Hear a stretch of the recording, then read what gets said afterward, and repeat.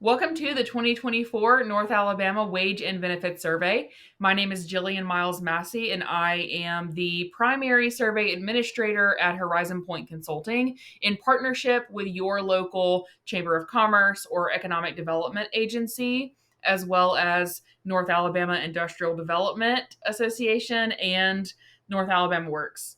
Thank you for participating in the survey. I wanted to go over a few quick highlights of how to use the survey tool and a few big tips for completing your survey quickly and effectively. So when you log into the survey portal, you'll see the introduction and guidelines page.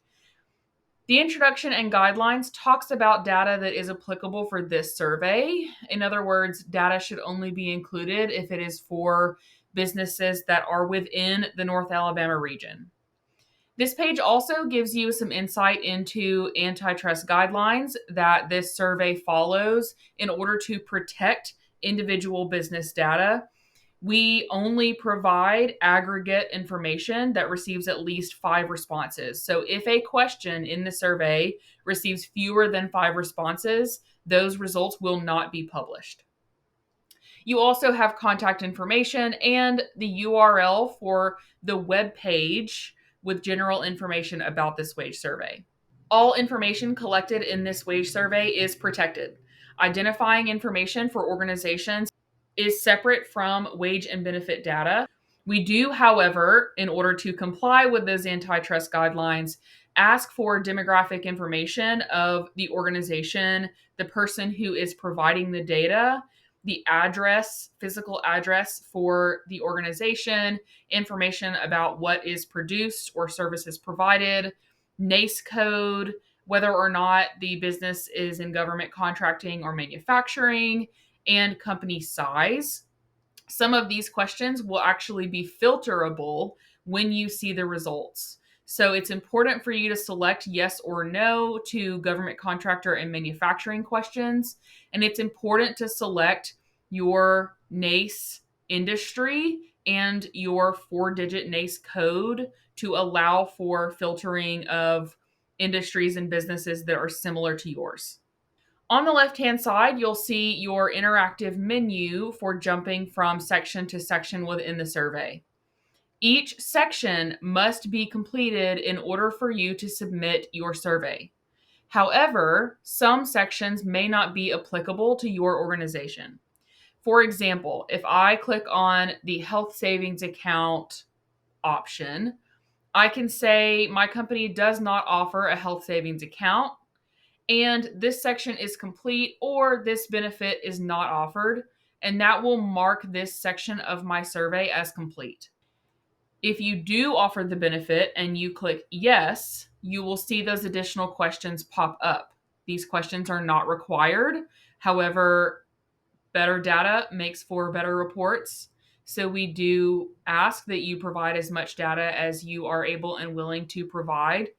And when you're ready, you will mark this section is complete or benefit not offered and move to the next section. We are only asking you to provide data that you have that is relevant for your organization. Another example of this is when you get to the compensation section, you will see that you can select the occupations that you wish to provide data for. So you will only see questions for positions that you want to provide data for.